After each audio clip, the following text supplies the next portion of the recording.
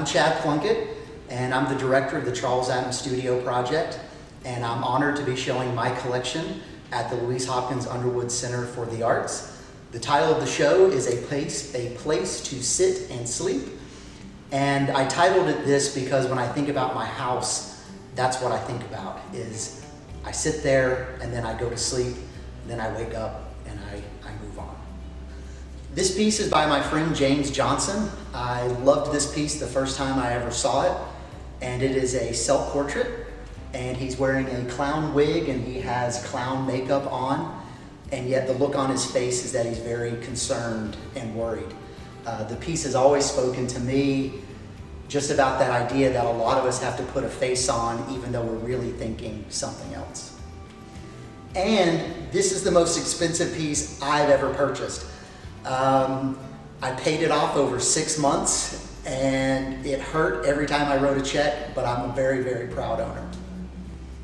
This screen print here is by Alvaro Perez. Alvaro and I were at Texas Tech University together. We took advanced screen printing together, and at the end of the semester, he saw a piece that I had made he liked, and he said, "Would you like to trade?" And so Alvaro and I traded, and Alvaro was a really dear friend of mine, and I was honored that he wanted a piece of mine, and I'm the proud owner.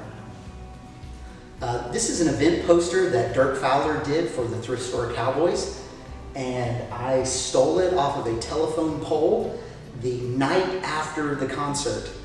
Dirk has done all sorts of band posters for all sorts of bands. I've now gotten it signed by the lead singer of the band, Daniel Fluid, and Amanda Shires, and just still big fans of their music and love owning the poster. This drawing here is by Meredith Stanley. Meredith was one of my students when I taught drawing in the College of Architecture. And throughout the semester, we would pull drawings out and then pin them on the wall. And as much as you try to give students their work back, you kind of accumulate things over the years. And I just always loved this very simple drawing of this outdoor chair, as humble of an object as that is. I'm a really big fan of drawing and the immediacy of drawing to communicate ideas just very quickly.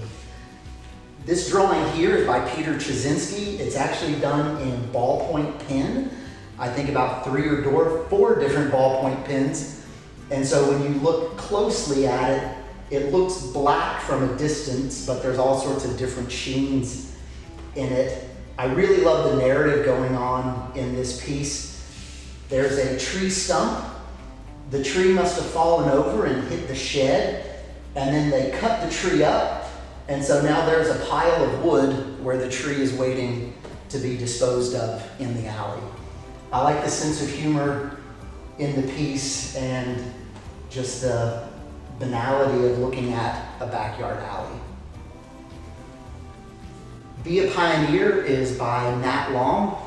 One of the things I try to put in my house are things to inspire my kids. So even though in this show the piece is hung up high in my house, I always keep this piece down low. My kids are 10 and 7, so they're kind of short right now, but I put it somewhere in the house that they're constantly walking by, maybe just to encourage them to be a pioneer in their life.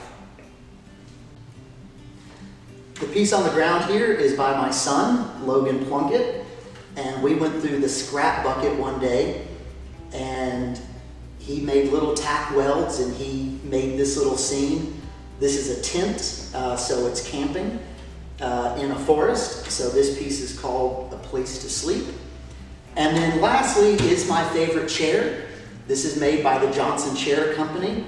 I know that people will argue that Imes is the greatest chair company, but I think it's the Johnson Chair Company.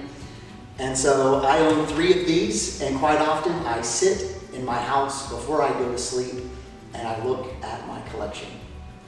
Thank you very much for joining me. I hope you enjoyed the work I've collected over the years.